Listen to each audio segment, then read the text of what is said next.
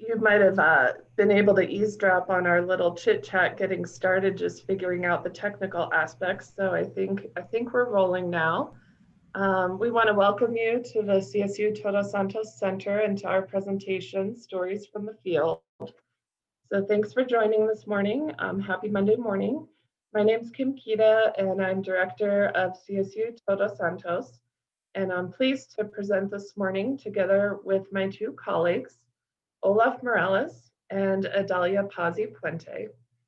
So each of us will focus on various aspects of the center, weaving together different perspectives and experiences.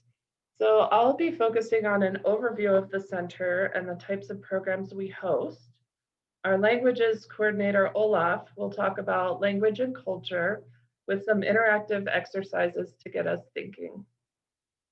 And Adalia, our associate director, will share some experiences with community engagement.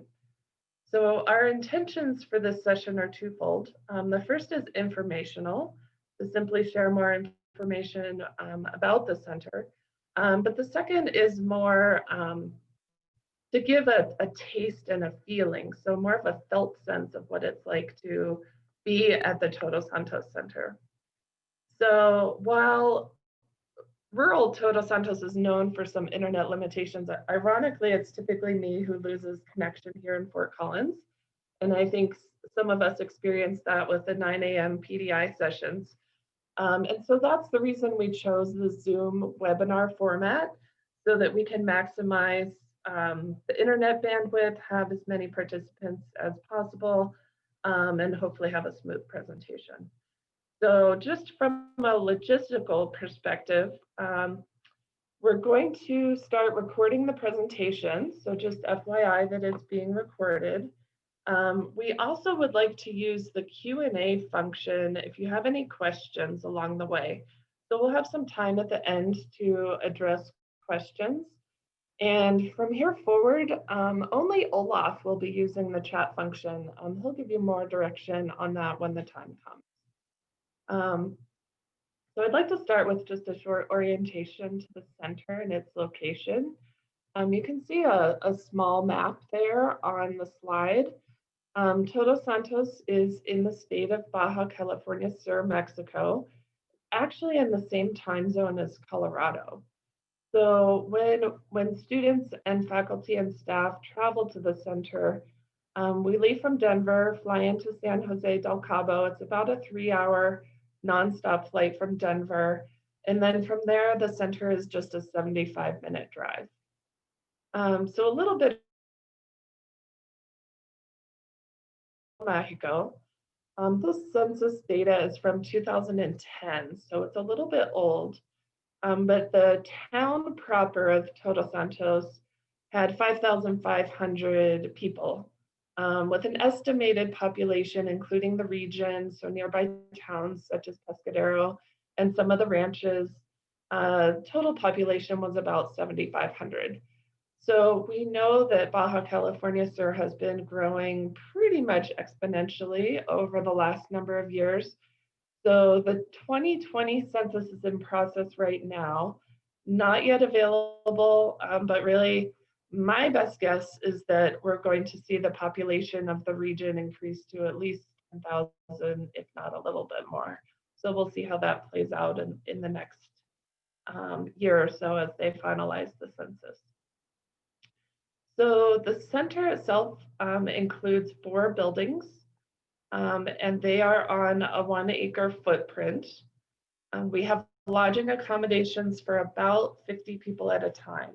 So that often translates to 2 to 3 programs running simultaneously. There are 2 buildings with shared studio lodging. So if you look at this photo, you can see the rooftop classroom on the left. And then just kind of behind that building is another one that's pretty much identical. And those are the buildings with the studio housing, which is most often used for students who come on programs, sometimes also for faculty and staff. And then we also have 4 faculty apartments. And those are in the building behind that brick building that you see. So from an academic delivery perspective, a lot of the experiences are in the outdoors. But in terms of indoor facilities, we have one large main classroom. We have a smaller indoor classroom in the brick building that also can be used as a conference room, and we have the two rooftop classrooms. So as we can all remember, or at least imagine if you haven't been at CSU for the last 7 years or so, um, the process of CSU entering the community of Todos Santos was a fairly complex one. So when you think about just the history and dynamics of colonialism, and then you factor in the size of CSU in comparison to the town of Todos Santos, we knew when we were starting our presence in Todos Santos that we needed to be thoughtful in how we form relationships and make decisions. So as many of you know, the center was donated to CSU by a development company, and that opened all of the opportunities that we've been able to maximize in the last couple of years. Opening a center in this location brought much of the land grant mission to life. So I'm thinking about a chance for experiential learning, for research, for service, especially for cultural exchange. We also developed a set of guiding principles based on the community priorities of Todos Santos. So together, these two, the land grant mission and the community priorities, form the compasses for action that guide CSU decisions and actions. So I wanted to share a little bit about the community needs assessment process. You can find the full report on our website if you want to take a look in depth. This is something that we did right at the beginning. So this was the summer of 2015. This was before we hosted our first CSU groups at the center. And what we did was we had conversations with various stakeholder groups. So for example, youth, women, educators, environmentalists, expats. So in total, we met with 11 different focus groups. You can read more, like I said, about the process and results on our website. But what was interesting is that each of the groups, like for example, when we met with the educational group, we expected them to talk about their vision for education for the community, as well as their challenges in getting there. And they certainly did, but they also talked about a lot of different issues. So after we met with these 11 groups, we were able to really synthesize the common themes that came out from all of those discussions. And you can see those listed here, those categories. And so when we're working with faculty to develop curriculum and to bring students to Todos Santos, we use these community priorities to guide that curriculum development. And the ultimate aspiration is to really find the synergy that satisfies the student learning outcomes that we're looking for, and the desire for exchange with community partners, but doing that in ways that really fits with what matters to community partners the most. So I thought it would be helpful to describe the different types of programs so that you can get a sense of the variety. There's really a great variety. As you can see, there's credit programs, non-credit, anything from even 5 days in length up to full semester programs, which are typically condensed semesters of 9 or 10 weeks. So we host a lot of education abroad programs. We support research projects, and then these days during COVID, we specifically are working with quite a few students on some virtual projects. So research and engagement that they can do here in Fort Collins that really supports the center and relates to the town of Todos Santos. So I can offer a couple of examples in a little bit more depth. The first program that I wanted to highlight is the Fish, Wildlife, and Conservation Biology Semester Program.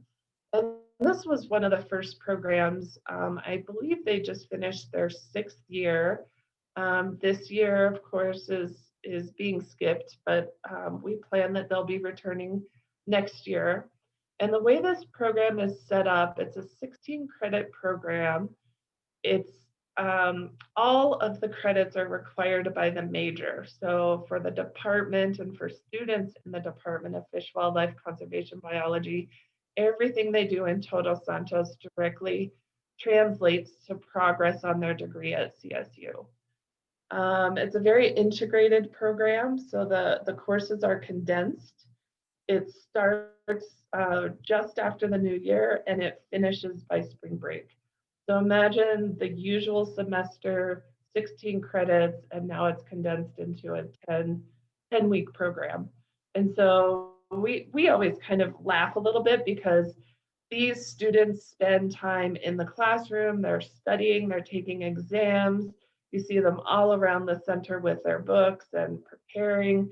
That said, it's also very integrated with experiential learning. So they're able to travel the peninsula to meet with conservation partners in the area and to learn from people in the area about conservation.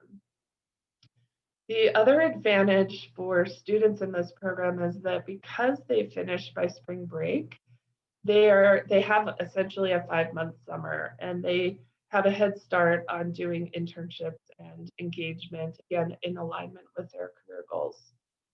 And the next program I wanted to highlight is the Liberal Arts Semester Program. This one is a little bit newer, so it just started in the fall of 2019. And it's a 15 credit semester program. It starts with an online Spanish course led by Andrea Purdy, who's with us today in the webinar. And students and faculty are at the center from mid-October to mid-December. So again, it's a strong focus on community engagement. The actual courses that are offered to the students, they change every year depending on which faculty are teaching, but they all contain the theme of community engagement. And the 2-week, it's generally a 2-week block program of courses, and faculty work together in advance so that the curriculum from one course to another is integrated and linked and provides a cohesive experience for the students. And the third program I wanted to highlight to give a sense is the veterinary medicine field rotation. And this is another program that has been at the center and in the area since the very beginning, actually since before the center opened. It's a field rotation program for 4th-year vet students focused on community outreach and education. And it gives students some surgical experience, as well as they do a lot of education and vaccination clinics. Operating independently. So this program is always partnering with other providers of animal care in BCS to increase their capacity and bring service to the community via their spay and neuter campaigns. So at this point, I'd like to hand it over to my colleague, Olaf. Some of you may know him. He is the languages coordinator at the center. He teaches English to local community members and also partners with the Department of Languages, Literatures, and Cultures here on campus to provide non-credit Spanish and culture instruction to CSU community members. So Olaf, it's yours. Thank you very much, Kim. And thank you for the introduction. As Kim said, I'm the language coordinator here at CSU Todos Santos Center. And it's a pleasure for me to teach both local people here in Todos Santos and also people or students who want to improve their Spanish skills in Colorado. So, and today I will talk about language because this is what I do. And I just wanted to name this presentation, this section of the presentation, the bridge between two cultures, because whenever we talk about languages, I also think about culture. And I think they are all together and they are in some way connected. So that's why I would like to bring this quote that I just wrote recently, saying that learning a new language not only represents being exposed to a new series of words and sounds, but also being exposed to a different culture, a different mindset, and a different way of living. And I can speak of myself because whenever I speak Spanish, like, or people have told me, like, whenever I speak Spanish, I have a different personality, and I do believe so. So whenever you think or you speak in a different language, I believe like your way of thinking, your way of understanding things change a lot. And this is just because of culture. So what comes to Mexico and the United States, it's just like this cultural difference, not only in language, but also in culture. So the first question I would just like to raise is like, are they really different? And I would just like to want you to keep this question in mind at the very end of my section, because what I will present right now is just like some controversial topics or some controversial ideas that we usually share between colleagues. And this is something I would like to ask you as well. And then at the end, just give me your ideas. So are they really different, Mexico and the US? Well, first, let's talk about some facts. So the official name of Mexico is actually not Mexico. It's United Mexican States. So as you know, the main language is Spanish. Basically, almost 93% of people speak Spanish, but also so in many different regions, especially in the south of Mexico, there are some other languages. The main religion is Catholic with almost 90%. The major city is Mexico City, which is also the capital city with almost 22 million people living there. Now let's talk about the United States. Its official name is the United States of America. So the main language is English with 78%. But we all know like so many different languages are spoken in the United States. The main religion is the Protestant with 26%. And here's something very interesting, because compared to Mexico, where the Catholic, it's almost like 90%, here in the United States, there's a diversity of religions. So the major city is New York with 18 million people living, roughly, almost 19, and the capital city is Washington, D.C. So when we compare Mexico and the United States, we could probably think, well, we're all different. But also the question is, do we share some similarities? So here, Matthew Santacar says that in a global environment, the ability to communicate effectively can be a challenge. Even when both parties speak the same language, there can still be misunderstandings due to ethnic and cultural differences.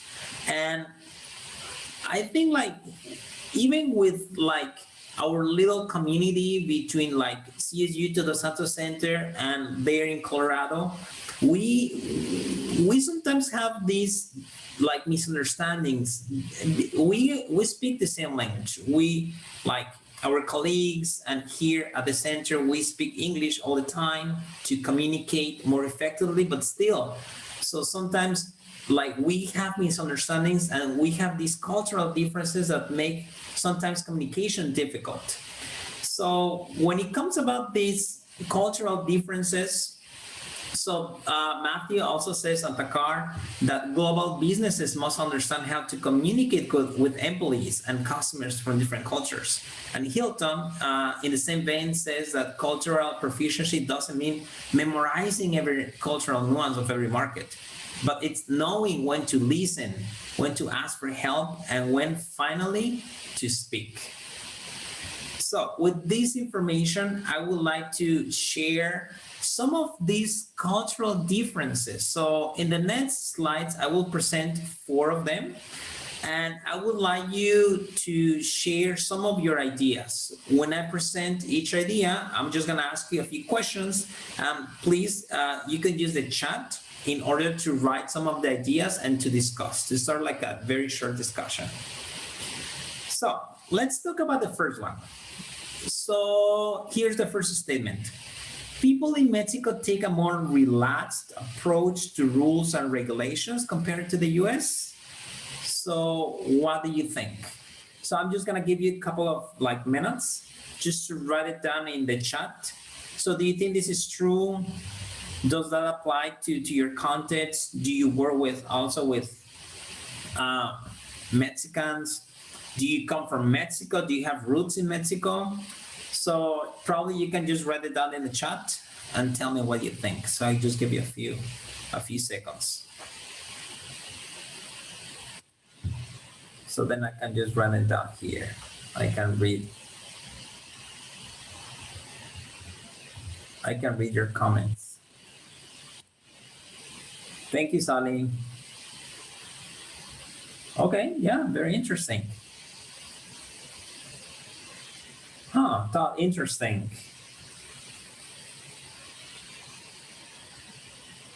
So Sally says, I don't think that this is true. I think that Mexican rules and regulations are different. Okay, thank you very much, Andrea. Yes, that's why I wanted to bring out these statements, because this is what we usually believe, right? This is like, sometimes like people from the US or people from Mexico say, well, this is what it is. This is the way Mexican people behaves. But is this really true? Or does that depend on the context of the type of person, on the type, even depending on where you come from? Because let's remember that whenever we say that Mexico is not the same everywhere. So if you compare Mexico in the South with Mexico, like here, for example, in the Baja, culture is just completely different. Thank you very much. Okay, let's talk about the second statement. Email jargon is expected to be the same in both countries. And what I mean by this is just like whenever people write emails, here in Mexico, especially, like I've seen this in Mexico, we tend to introduce with something very nice, just like saying, hey, how are you? I hope your family is doing great. I hope you have had a great, nice celebration. And then you give the message. Compared to the US, where sometimes it's very straight, very like, hey, how are you? I just need you to send me this information right away. That's it. So how does that apply to your contacts? How do you write your emails if you have to write emails to Mexicans or to some other people here in Latin America? Are you really straight, or do you usually start with something nice? So I read your comments in the chat.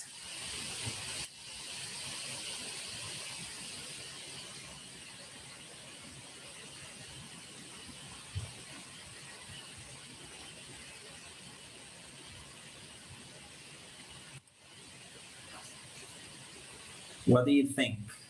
Here's like, you usually joke around this, the way that we write emails, because at first it personally happened to me, like I was writing an email, I just couldn't start with the message I wanted to ask. I have always wanted to start with like saying something very nice, saying like, how your family is doing, how are you, and then I just asked for the favor. But I felt so bad just asking very straight. But then I realized, like, in general, like, people write messages or emails as short as possible, not just like a long emails, but very, very short. Still. Okay, very good. Yeah. And this is personally something I have understood throughout the time, because being short does not necessarily represent to be rude, but also it's like you don't have the time to write long emails, or you just want very quick information. So an email is just probably the easiest way to ask for something, but not really just to ask for anything else. So I believe like this is another cultural difference. Well, let's continue with the number 3. And this is a very controversial one. And probably some of you understand what I mean by this. So the word ahorita. Ahorita, which means now, or right now in English, can mean many different things. So if someone in Mexico says ahorita, like when you ask for something, and then they say, well, ahorita, lo hago ahorita, I'll do it just right now. So does that mean like literally right now, or does that mean like I'll do it in the next couple of hours or even in the next couple of days? What do you think?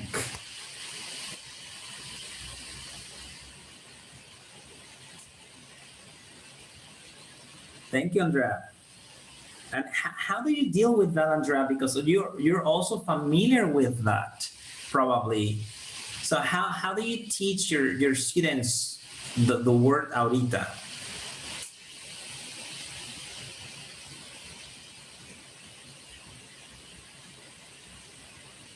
Okay, thank you, Sally. Yes.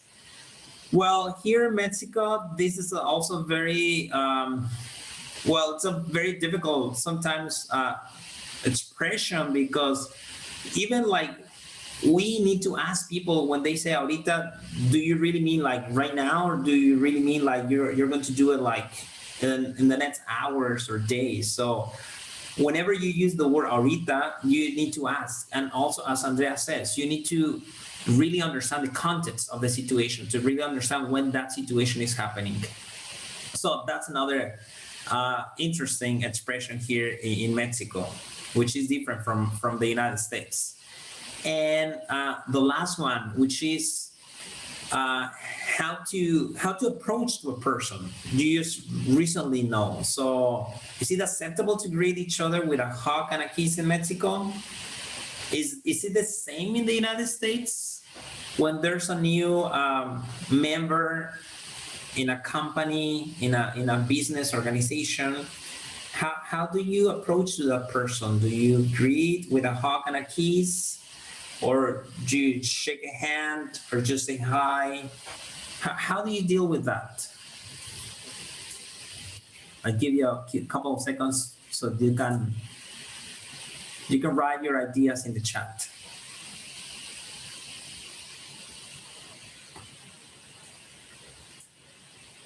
And probably this is a good point, Mark. Depending on like the type of person, or like if you are at work, if you're with some family members, if you're at a party, depending on where you are, also that's important to recognize how to behave. Here in Mexico, well, of course, this is before COVID, right? But before COVID, like it was very natural for people to hug and kiss, even if you didn't know that person, because that's part of our culture. Our culture is just like very, very close. But I also learned that the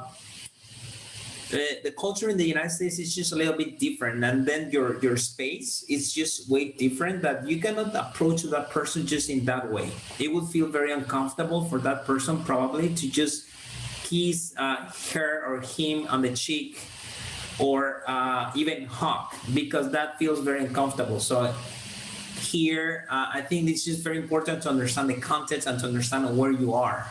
So that way, then you can just make a decision. Yeah, right. Yes, Andrea. That's an interesting dance. Sometimes you don't even know how to behave, and this is also something that has happened to me as well. You know, it's like, what do you do, right? You shake your hands, you say hi, or you hug the person. So it's always important communication. I would say communication is always important when it comes about these cultural differences, because sometimes we don't know. Sometimes like people in the United States can understand Mexican culture or Latin culture, but sometimes they don't, and sometimes we don't understand those cultural differences as well. So I think here communication is key in order to communicate effectively, not only with words, but also with the body language. Thank you very much for all your participation in the chat. So, how to bridge cultural diversity? And this has become more common to work, live, befriend, and even create families with people of diverse background. So this is according to Jose Ruiz. And also the United Nations said in 2015 that 244 million people live abroad which is an increase of 41% from 2000. So I mean, by now 2021, I believe like this is even more people. So Idalia, my colleague, is going to present how this connects with the center from her own experience and from what she does here at the center. She's going to give us further information. So Idalia, it's all yours. Thank you. Hello, everyone. I'm happy to be here this morning with you.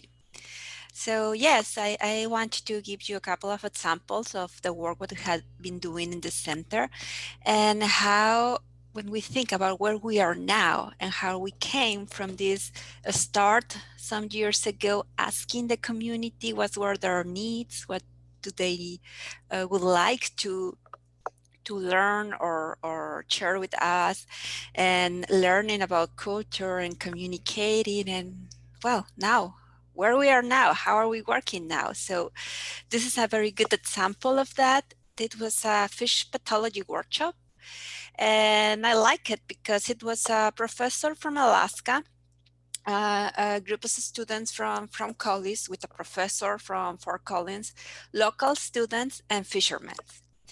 So if you can pay attention to the pictures, you will see that the professor from Alaska was wearing shorts. It was winter in Todos Santos. And he turned on the air conditioner because for him it was too hot. So he was having problem with that. But for us, it was a lot of cold. So even our professor from Fort Collins had to bring her blanket, and the students were freezing. But at this point, I always remember Professor Andrea, that she's with us this morning. She always told her students to be comfortable being uncomfortable. And this is a perfect example of that. No one was comfortable with how it feels the weather that morning, but even though they stay and they give the best to learn together. So then they set a table, and in each table we have a local student, a student from Fort Collins, a professor, and a fisherman. Can you show the next slide, please, Olaf? Thank you. And it was great because in that moment, they were all in the same level. And you can see the students with their mask and their scalpelos trying to open their fish like this. Like, and then the fisherman was like, get me. There you have. and when this thing appears, they were like, oh, and the fisherman was like, yes, we call that ojoton. And the students was in their book like, where is that? And the professor, no, you're not going to find that information in the book. And they start to take notes and ask the fisherman, like, tell me more. And the fisherman was proud at that moment because they realized that the information that they have is interesting and is useful. And people from other levels in terms of education and other countries are interested to learn from them. Be able to share what local students know, what the other students know from Alaska, what the professor can bring into the table, what the fishermen can bring into the table, and they all learn between each other. And at that moment, language was not a problem at all. They find a way to communicate between them and sharing. So it was a great workshop, and it was a great experience for all of them, because in that moment was not only opening their minds, but also opening their hearts to be able to share.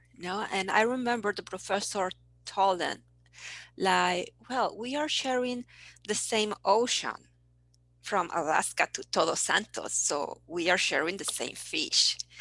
And at the end, the results of that turns out that we had very healthy fishes, so we can eat them without problem.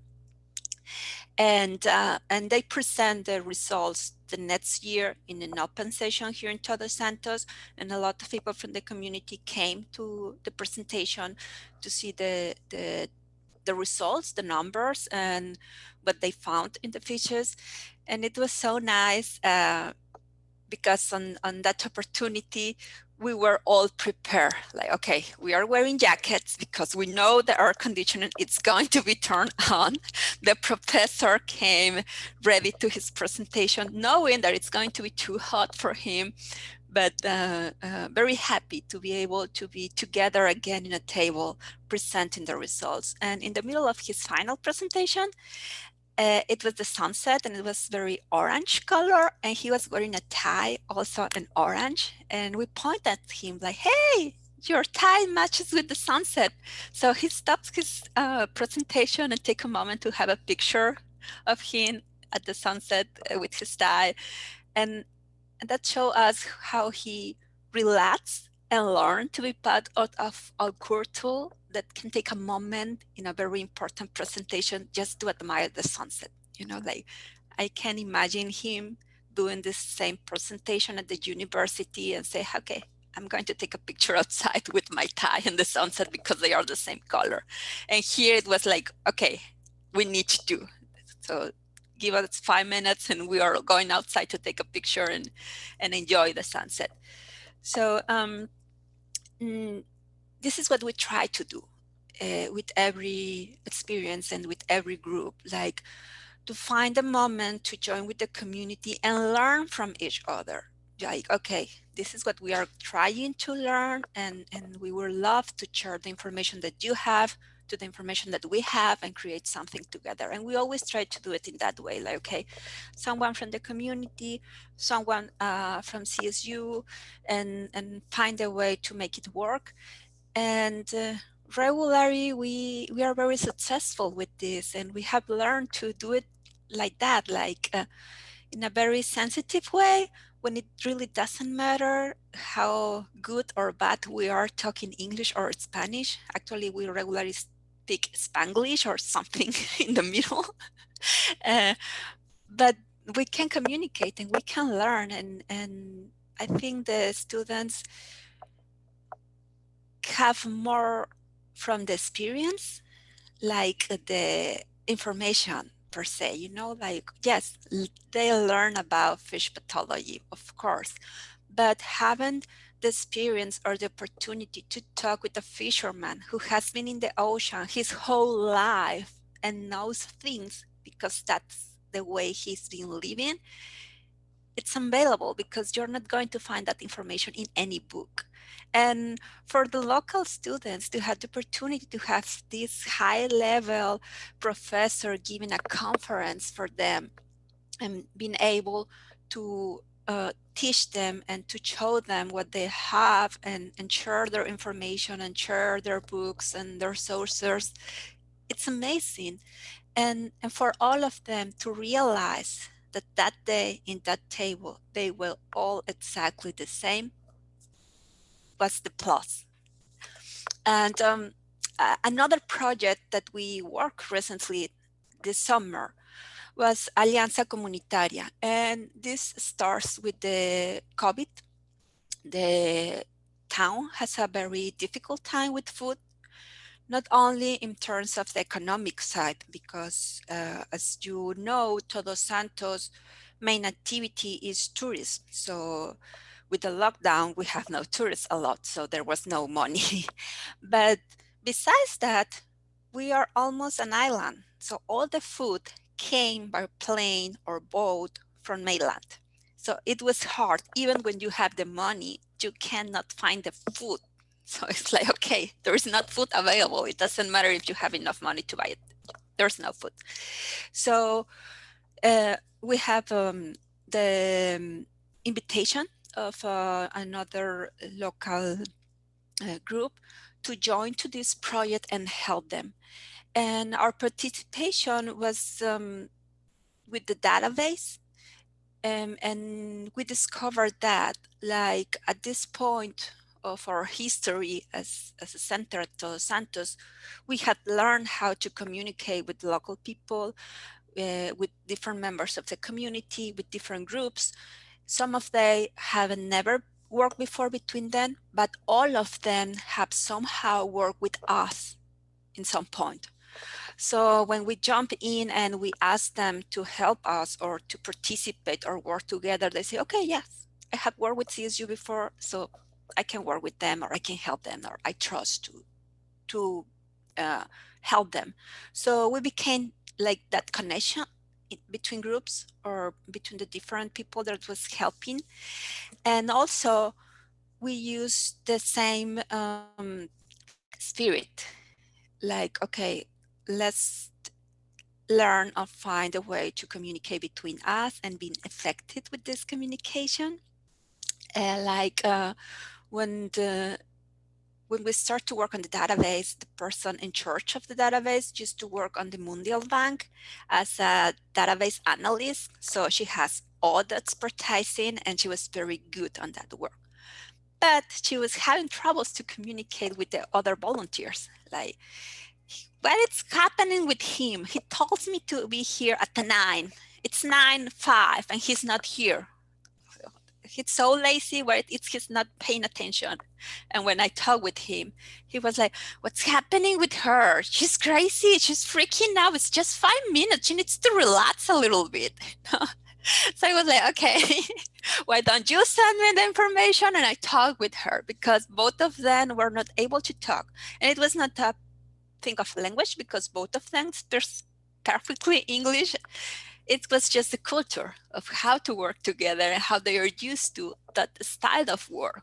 One of them that it's very relaxing because he has been working on the tourist area for all his life. So he's used to have a more easygoing style of work. And for her, she works in an institution all her life. So she needs to follow the rules and be very structured on that work. At the end, they become very good friends. And both of them told me, like, when you arrived to the project, I was almost ready to leave. I was not able to continue working like that, but then you jump in and you teach us how to work together and being friends. And that's why I continue participating as a volunteer. So thank you for that. And they are very good friends now. But it was just that they need someone to help them to identify what was the problem of communication and be able to work together. So in some way we had became that bridge between the different cultures, language, personality, styles of work that stands in Todos Santos. And that's what we add to this project, and that's how we help this project. So the number of despensas, the boxes of food that we deliver or distribute here in Todos Santos, if you show us the next slide, please, Olaf. It was, well, the total of volunteers, it's a very small number when you think about the number of families that receive food. It's just 221 people. It's nothing. Here in Todos Santos, I think our team was 20 volunteers. That's 10% of the total of volunteers in the state. So we were a very big team with people from all around the world. And the next one, please. The number of baskets that we deliver in Todos Santos, it's 11% of the total delivery in the whole municipality. And we were distributing even more than the municipality of Comundu. So what was the difference? Why do we receive this many despensas compared to other places? It's because we were very clear and effective identifying the people that was in need, the others, and their information. And that's the part that CSU collaborate with. Because here in Todos Santos, we don't have addresses. When you look at their ID or the electric bill, it says knowing address or unknown address or a street without name. So it was hard because you need to have the exact location. So we have to make that phone call like, hey, we are calling from Alianza Comunitaria and we need your personal information. And of course they say, no, I don't know you. And they hang up. But then we call, hey, we are calling from CSU. We are working with Alianza Comunitaria and we would like to have your personal information in order to be able to help you with a food basket. And they say, yes, I know CSU. Of course. What do you need? I need your full name. Yes. Tita. No, that's not a name. I need your nickname. That's a nickname. I need your full name. Oh, yeah, Rosita. Okay, it's Rosita or Rosa. Well, Rosa, whatever you prefer. No, it's not whatever I prefer. I need your full name. Yeah, Rosa.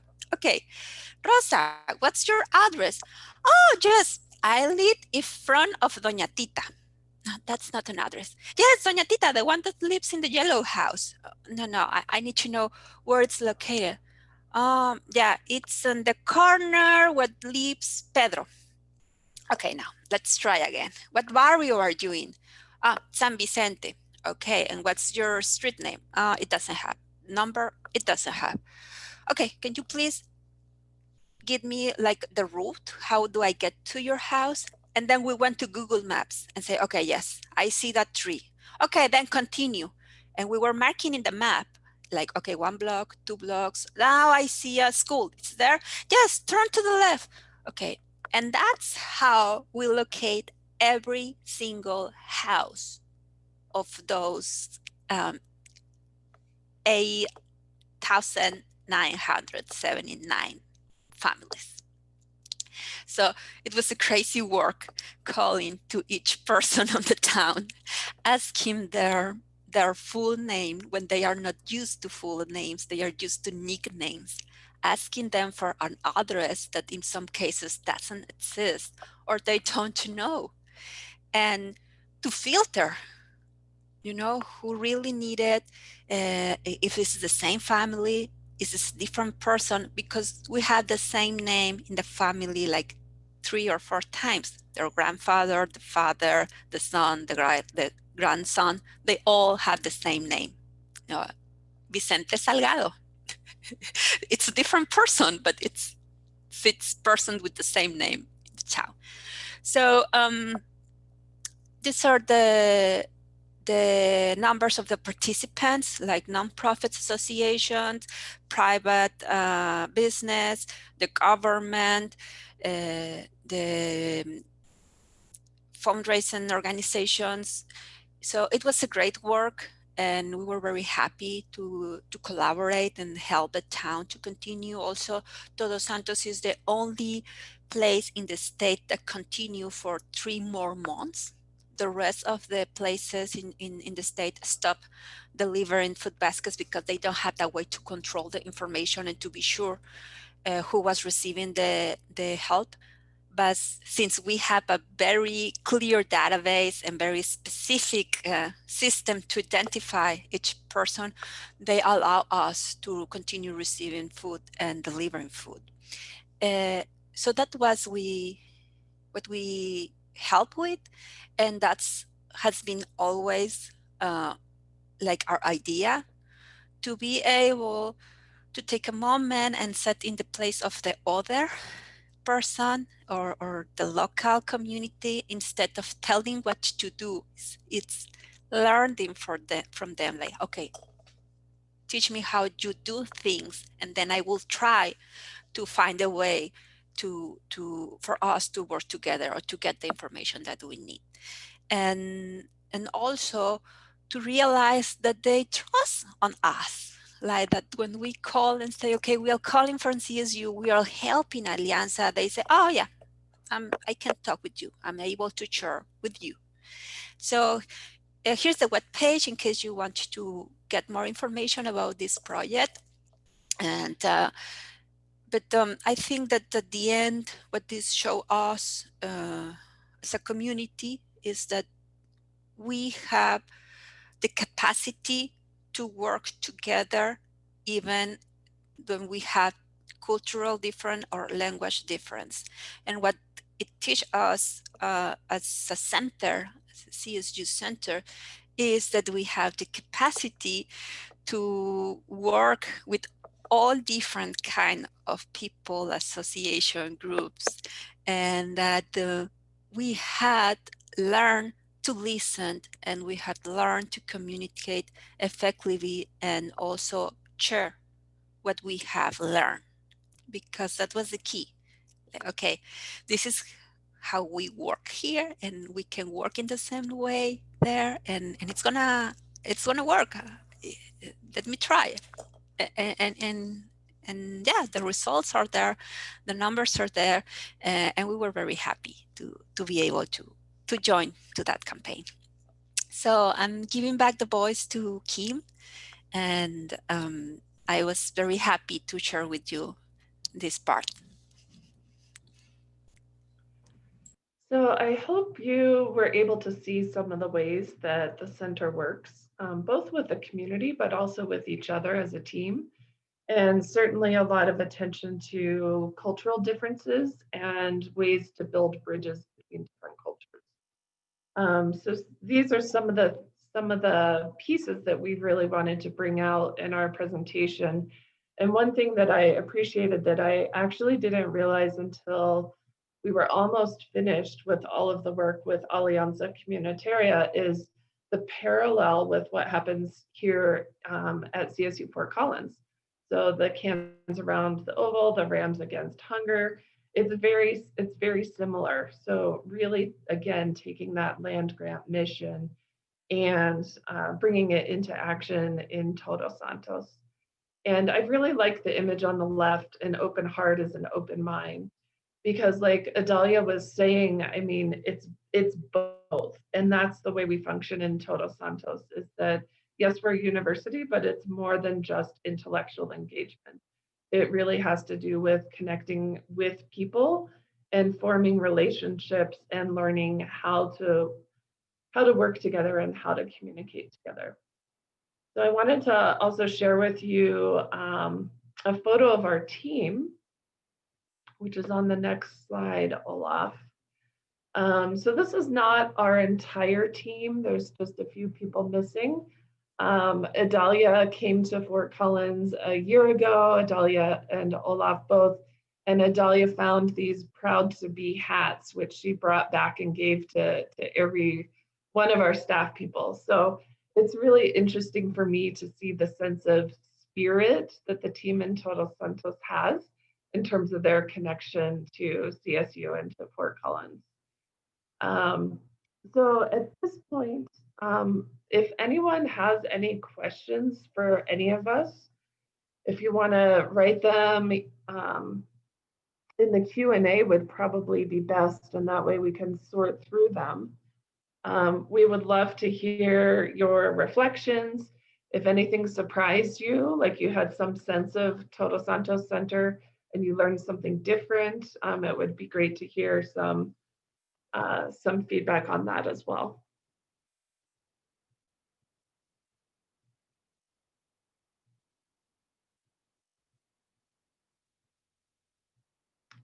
And in the meantime, I'm going to place a link in the chat for everyone to see. And if you're interested, this is a short little video that we put together that has a little bit more information about the center and about Todos Santos as a town. So instead of playing it during our presentation, we wanted to provide that to you if you want to take a look afterwards. Let's see, here's a question. Going forward in 2021, what will be your focus with COVID still being an issue? And so that's a great question. We continue to plan programs as if we will be able to have programs coming to the center as soon as March, perhaps, but certainly by May. So in May, we actually have almost our regular full calendar at the center. And of course, all of that depends on accessibility to the vaccine. Just for everyone to know, we have implemented COVID protocols at the center. So that's something that we worked a lot on both in the summer and also into the fall. We had one small veterinary medicine rotation in November that went very, very well. And it was a great chance for our team to really practice those protocols. So we take into consideration the what we're doing at CSU Fort Collins. So really mirroring everything that's in place in Fort Collins, of course, the advice of CDC, but then there's also Mexican law. So we really have a lot of inputs when we figure out how to make it, how to mitigate the risk as much as possible, not only for our participants, but also for all of our staff. Andrea, I see your question. Any idea of when you will take the community assessment again? So I'll give everyone a little sneak peek. We're talking about engaging our partners throughout the spring. So it will be a refresh of the community assessment that we did in 2015, although we need to approach it a little bit differently because of COVID. So we are, again, sneak peek. It's not public yet, but we're planning to do a fundraising campaign and to connect that with re-engaging with partners so that we can lay the groundwork when students are able to come back. Our hope, taking the lessons learned from Alianza Comunitaria, our hope is to identify from partners projects that students can engage in, so that from the perspective of our partners, we're able to provide some continuity of engagement over the course of the year. In the first couple of years, we've had, for example, we might visit one partner for a morning and then that partner might not see CSU students again for a couple of months. And so our goal through this kind of different version, but same idea of community needs assessment, is to create that continuity moving into the future. So Andrea, thank you for your offer to help. That would be wonderful. So Andrea Purdy is one of our partners. She's been involved with the center since the very beginning. She works closely with Olaf with the online Spanish courses, and she was very involved in the first community needs assessment. So thank you, Andrea. Any other questions or reflections from anyone who's here?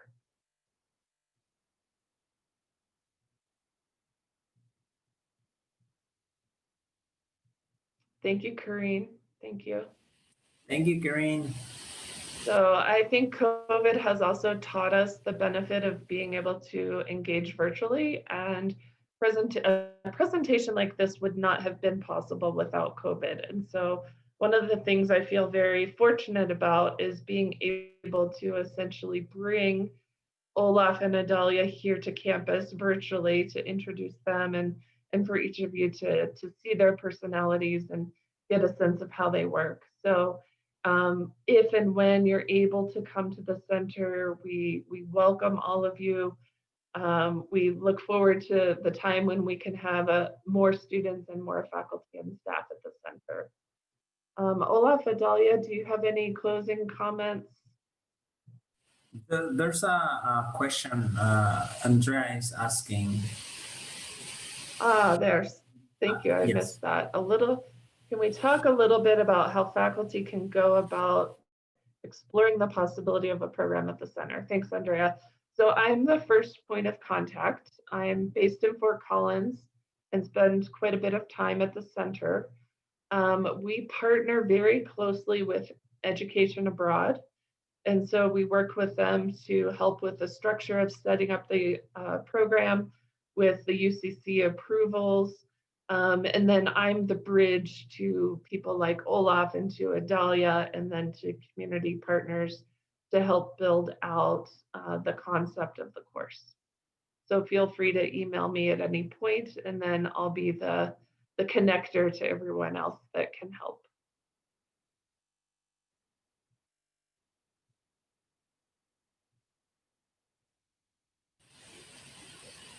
I would just like to give a final comment, Kim and everyone here in today's presentation, just to thank you, all of you, for being here today and to be able to listen to what we wanted to share with all of you. This represents not only what we do here at the center, but also what we want to share with people outside Mexico, especially Colorado. So I think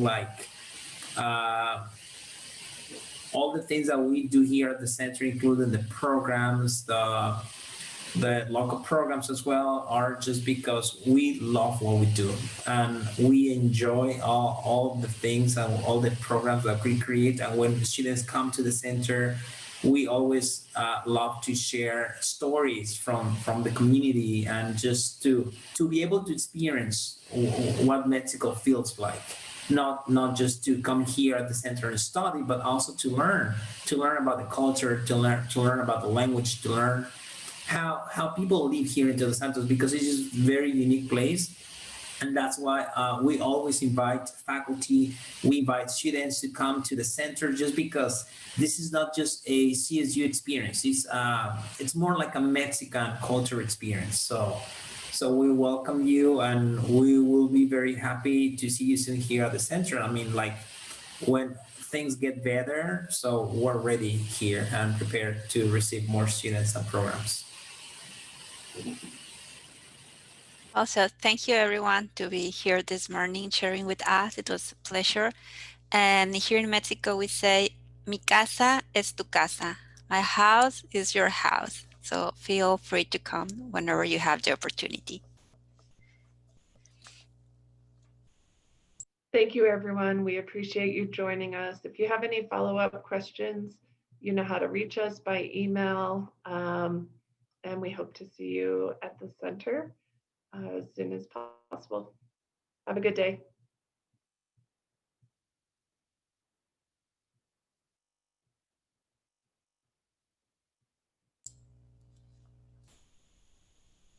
Okay.